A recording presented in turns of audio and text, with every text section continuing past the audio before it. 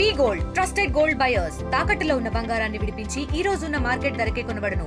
మరిన్ని వివరాలకు సంప్రదించండి 7710777720. హిందూ సాంప్రదాయాల్లో ప్రతిష్టాత్మకంగా చేసుకున్న పండుగ గణేశ ఉత్సవాలు. అయితే ఈ గణేశ ఉత్సవాలకు అంతా ముస్తాబైనటువంటి పరిస్థితి కనిపిస్తున్నాయి. ముఖ్యంగా చూసుకుంటే ఈరోజు విజయనగరం జిల్లా వ్యాప్తంగా చూసుకుంటే గణేశ ఉత్సవాలకైతే అన్ని రకాలుగా సర్వసిద్ధమైనటువంటి పరిస్థితి కనిపిస్తుంది. ఉత్సవాలన్నీ కూడా అంబరాన్ని అంటే విధంగా సంబరాలు అంబరాన్ని అంటే విధంగా అయితే మరొకవైపు ధూమ్ధామ్గా రెడీ అవుతున్న పరిస్థితి కనిపిస్తుంది. ప్రస్తుతం అయితే ఏవైతే ఈ యొక్క మండపాలకు సంబంధించినటువంటి విగ్రహాలు ఎక్కడైతే ఉంటాయో ప్రజెంట్ తయారీ ప్రాంతంలో ప్రస్తుతం అయితే మనమైతే ఉన్నాము. ఈ ప్రాంతంలో మనం చూసుకుంటే ప్రతి ఒక్క విగ్రహం కూడా ఎక్కడి నుంచి అయితే విజయనగరం జిల్లా వ్యాప్తం కూడా వెళ్తున్న నేపథ్యం కూడా కనిపిస్తుంది. ఎందుకంటే విజయనగరం జిల్లాలోనే అతిపెద్ద విగ్రహాలు తయారు చేసినటువంటి కేంద్రం ఇది. ఈ కేంద్రంలో మనం ప్రస్తుతం అయితే మాత్రం ఉన్నాం. ఎక్కడైతే మనం చూసుకోవచ్చు. మనతో పాటు మాట్లాడడానికి ఇక్కడ కొంతమంది విగ్రహాలు కొనుగోలుదారులు కూడా ఉన్నారు. వాళ్ళతో మాట్లాడే ప్రయత్నం అయితే చేద్దాం. చెప్పండి, ఎలా అనిపిస్తుంది? మీరు ప్రతి సంవత్సరం కొనుగోలు చేస్తూ ఉంటారా? ఏ విధంగా చూస్తుంటారు ఏంటి? నేటికి 25 సంవత్సరాలు బట్టి గణేశోత్సవాలు మేము జరిపించుకుంటున్నామండి. అలా సంవత్సరం 2 అడుగులు 3 అడుగులు పెంచుకొని ఈరోజు మేము కొనుగోలు చేసిన విగ్రహం 15 అడుగుల విగ్రహం అండి. 25 సంవత్సరాలు బట్టి మేము చేస్తున్నాం. చాలా ఆనందంగా ఉంది. వీధంతా కూడా కలుపుకొని చేసుకుంటాం. వీధంతా ఒక పెద్ద పండగలా చేసుకుంటున్నాం అండి. అంటే చూస్తూ ఉంటే ఒక్కొక్క విగ్రహం ఒక్కొక్క రూపంగా కనిపిస్తూ ఉంటుంది. ఒకటి శివుడు రూపం కనిపిస్తూ ఉంటుంది, ఇంకోటి కాళికా శక్తి రూపంలో ఉంటుంది, ఒకటి శివలింగ రూపంలో అంటే రకరకాల విగ్రహాలు కనిపిస్తూ ఉంటుంది. ఇదంతా చూస్తుంటే ఎలా అనిపిస్తుంది? ఇక్కడికి వస్తే చూస్తూ ఉంటే కనుల విందుగా కనిపిస్తూ ఉంటాయి. ఒక మండపానికి వెళ్ళి చూస్తే ఒకే విగ్రహం ఉంటుంది. ఇక్కడికి వస్తే మాత్రం పలు రకాల విగ్రహాలు కనిపిస్తుంది. ఇదంతా చూస్తుంటే ఎలా అనిపిస్తూ ఉంటాయి? చాలా ఆనందంగా ఉంటుందండి. మీ అందరం కమిటీ మెంబర్స్ అందరం కూడా ఒక 20 మంది 30 మంది వచ్చి అందరం ఒక విగ్రహాన్ని సెలెక్ట్ చేసుకుని చేస్తాము. అలాగే అన్ని వీధుల్లో నుంచి విజయనగరం మొత్తం నలుమూల నుంచి కూడా అలాగే ఒక కమిటీ మెంబర్స్ అన్నీ వచ్చి ఎవరికి నచ్చిన మోడల్ వాళ్ళు సెలెక్ట్ చేసుకొని అందరూ ఒక మాట మీద ఉండి విగ్రహాలు కొనుగోలు చేయడం జరుగుతుందండి. మేము కూడా ఈ సంవత్సరం ఒకరోజు ముందుగుంటా, ఎందుకంటే వాతావరణం కొంచెం సహకరించట్లేదని కారణంతో ఒకరోజు ముందుగుంటా వచ్చి విగ్రహాన్ని తీసుకుని వెళ్తున్నామండి. ఓకే, మీరు చెప్పండి, ఎలా అనిపిస్తుంది? కమిటీ మెంబర్స్ అంతా కూడా ఒకే ప్రాంతం పరిస్థితి కనిపిస్తుంది. ఎలా అనిపిస్తుంది? ఎలా అనిపించడం అంటే మాకు తరతరాలుగా వస్తుంది. ప్రతి సంవత్సరం మేము గ్రాండ్గా చేసుకుంటాం. ఇది మా ఏరియాకి ఇది 25th యానివర్సరీ. ప్రతి సంవత్సరం అడుగు పెంచుకుంటూ వస్తున్నాం. ఈ సంవత్సరం గజముఖ గణపతి పెడుతున్నాం. ఓకే, సో చూసాం కదా, ఈ సంవత్సరం ప్రతి సంవత్సరం కూడా ఒక అడుగు పెంచుకుంటూ వెళ్తారు. గత 15 సంవత్సరాల నుంచి కూడా మేమైతే విగ్రహం చేస్తున్నామంటూ కూడా చెప్పుకొస్తున్న నేపథ్యం అయితే కనిపిస్తుంది. అయితే చూడవచ్చు, మనం ఆ యొక్క విగ్రహాన్ని తీసుకుని వెళ్ళడానికి భారీ మొత్తంలో భారీ ట్రైన్ కూడా తీసుకుని వచ్చి ఇక్కడ నుంచే ఆ యొక్క విగ్రహాన్ని అయితే తీసుకుని వెళ్ళినటువంటి పరిస్థితులు కూడా కనిపిస్తూ ఉన్నాయి.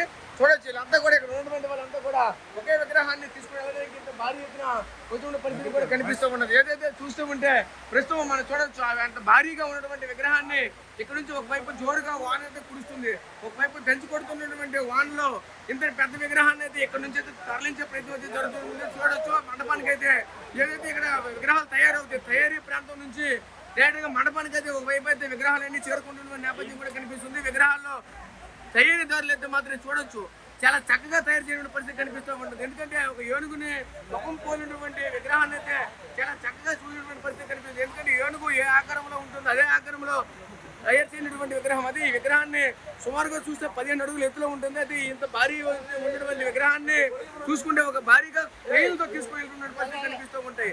అయితే ఇక్కడ విగ్రహాలు తీసుకునే వాళ్ళకి ఇక్కడ ఉన్నటువంటి స్థానికంగా ఉన్నటువంటి కమిటీ మెంబర్లు కావచ్చు, ఇక్కడ స్థానికంగా ఉన్నటువంటి యూత్ కావచ్చు, వీళ్ళంతా కూడా చాలా ఆనందం వ్యక్తం చేసుకుని వెళ్తున్న నేపథ్యం అయితే కనిపిస్తూ ఉంటుంది. అంటే ఒక పెద్ద విగ్రహాల నుంచి చిన్న విగ్రహాల వరకు కూడా ఈ యొక్క ప్రాంతం అయితే మాత్రం ప్రసిద్ధి చెందింది. మరొక వైపు అయితే మనం చూడొచ్చు, ఒకవైపు అయితే విగ్రహాలు కూడా ఒకవైపు అయితే రెడీ అవుతున్న పరిస్థితి కనిపిస్తూ ఉంటుంది. ఎందుకంటే ఒకవైపు సీతాదేవి, అలాగే పార్వతీదేవి, అలాగే రాముడు, సీత, అంటే ప్రతి దేవుళ్ళు ఏ దేవుళ్ళు ఉన్నాయో అన్ని దేవుళ్ళ రూపంలో కూడా ఒక విగ్రహాలను అయితే తయారు చేసి ఉన్న నేపథ్యం కూడా కనిపిస్తుంది. మనమైతే అక్కడ చూడొచ్చు, ఏదైతే పూర్తిగా కనిపిస్తున్నటువంటి విగ్రహం అంటే మాత్రం చూడొచ్చు, ఏదైతే పూర్తిగా ఒక దుర్గాదేవి ఆకారాన్ని పోలినటువంటి ఒక విగ్రహం కూడా చేస్తున్న.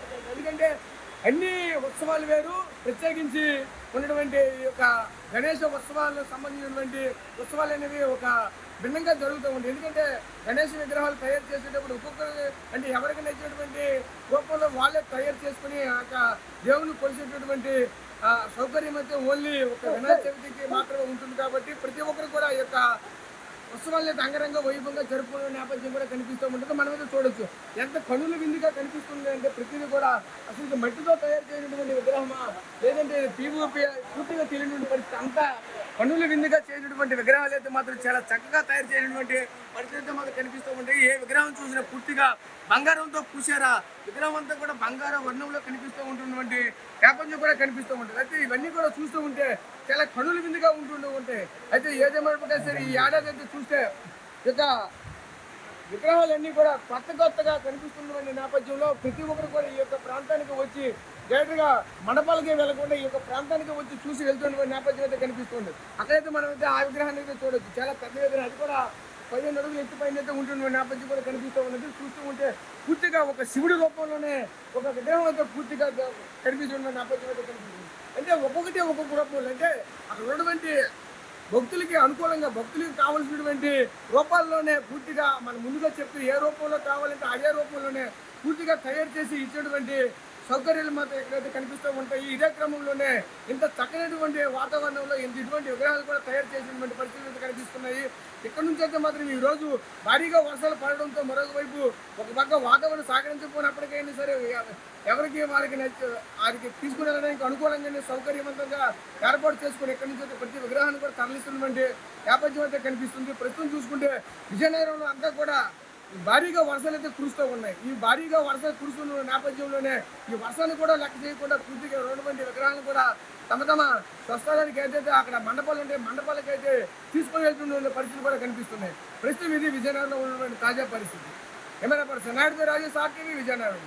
తెలుగులో న్యూస్ కి ఫాస్టెస్ట్ యాప్ ఇప్పుడు టోటలీ న్యూ అవతార్లో జస్ట్ 5 సెకండ్స్ లో కంప్లీట్ న్యూస్, సోషల్ మీడియాలో ట్రెండ్స్ కి one stop solution, live TV app, voice search option తో ఇప్పుడే డౌన్లోడ్ చేయండి లేదా అప్డేట్ అయిపోండి.